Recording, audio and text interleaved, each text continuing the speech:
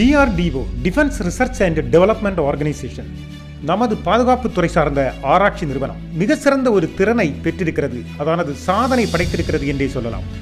மிக குறுகிய கால இடைவெளியில் 30 கிலோவாட்ஸ் லேசர் ஆயுதம் தயாரித்து சாதனை படைத்திருக்கிறது. அதனை சோதனை செய்தும் வெற்றி கண்டிருக்கிறது என்பதுதான் இதன் தனிச்சிறப்பு. இந்த லேசர் வெப்பன் சிஸ்டம் தொடர் தயாரிப்புக்கு ஒப்புதல் பெற்றதோடு சோதனை செய்யப்பட்டவை பயன்பாட்டிற்கும் தயாராக உள்ளதாகவும் DRDO சொல்கிறது.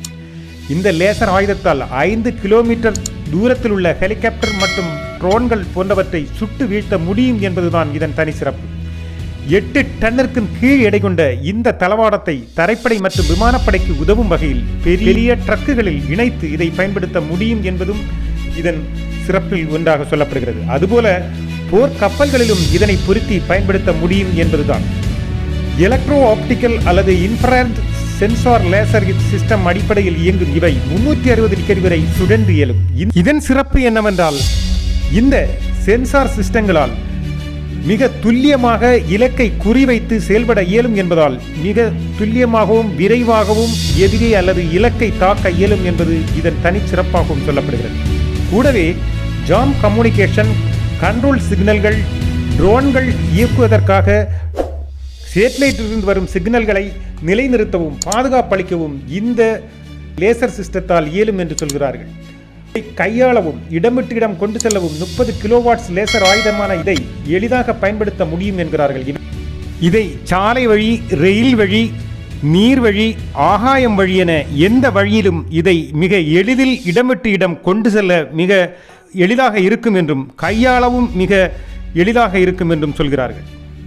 DRDO தன் திறமையை நாளுக்கு நாள் வெளிப்படுத்தி கொண்டு வருவது மட்டுமல்ல, மிக சிறப்பாகவும் செயல்படுகிறது, சாதனை படைக்கிறது என்றே சொல்லலாம். இந்த ஆயுதத்தில் உள்ள மிகப்பெரிய பயன்பாடு சத்தம் இல்லாமல் லட்சியத்தை நிறைவேற்றும் என்பதை விட மிக மிக குறைந்த செலவை கொண்டது. அதாவது ஒரு மிசைல் அல்லது குண்டை பயன்படுத்தி ஒரு தாக்குதல் நடத்துவதில் 100ல் 1 செலவுதான் இதில் வரும் என்பதே இதன் பெரும் சிறப்பு.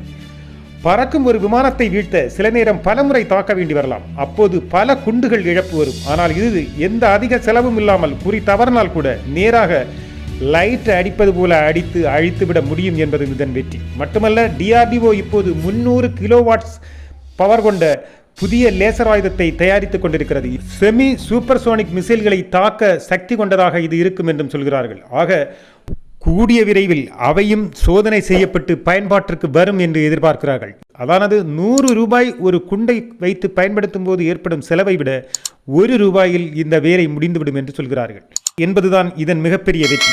மொத்தத்தில் ட்ரோன்கள் மலிந்து வரும் இந்த காலத்தில் இந்த ஆயுதம் காலத்தின் கட்டாயம் மட்டுமல்ல, இந்தியாவின் உள்நாட்டிலேயே உற்பத்தி செய்த பெருமையும் சேர்வதுடன் இந்தியாவின் பாதுகாப்பு திறனையும் இது உயர்த்தி இருக்கிறது. அனைத்து பெருமையும் DRDOக்கே சேரும் என்பதில் மாற்று கருத்தில்லை. அதே வேளையில் இந்தியா வல்லரசுகளை விட ஒரு அடி முன்னே ஓடவே முயல்கிறது, அதில் வெற்றியும் காண்கிறது என்பதே உண்மை. முயற்சி திருவினையாக்கட்டும்.